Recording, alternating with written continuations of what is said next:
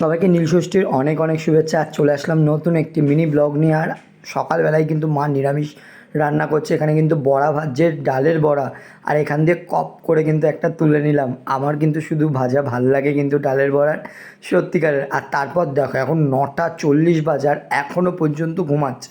আসলে ঘুমাচ্ছে না, ও উঠেছে 7:30টার সময়, কিন্তু পড়াশোনা করে নাকি মাঝে আবার রেস্ট নিচ্ছে। সেটা তোমাদের আগে একটা ছোট্ট ক্লিপে দেখিয়েছি কিন্তু। আর দেখো তারপর কিন্তু আমি এখন ফুল তুলতে চলে এসেছি। আজ মায়ের কিন্তু বিরাট কষ্ট হবে, কারণ আজ সারাদিন কিন্তু মা উপোস করে থাকবে, তাই একটু হেল্প করছিলাম। আর তারপর কিন্তু এই গরমের মধ্যে যা রোদ, তার মধ্যে কিন্তু দিদাবাড়ি যাচ্ছে একটু একটা জিনিস আনতে, মানে ফল আনতে যাচ্ছিলাম। আর দেখো এইখানে কিন্তু ফল নিয়ে নিয়েছি দিদাবাড়ির দিয়ে, এবার কিন্তু বেরিয়ে যাচ্ছি। আর তারপর বাড়িতে এসে দেখি যে একদম ছড়ানো ছিটানো, মা কিন্তু পুজোয় বসে পড়েছে। আর আমি একটু কিছুটা হেল্প করেছিলাম।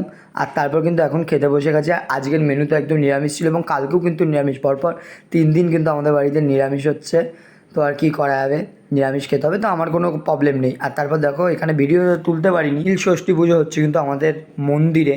আর তারপর এই দুটো মোমবাতি জ্বালিয়েছে মা আমাদের জন্য, আমার আর ভাইয়ের জন্য। নিয়ম কিন্তু ষষ্ঠী পুজোয়।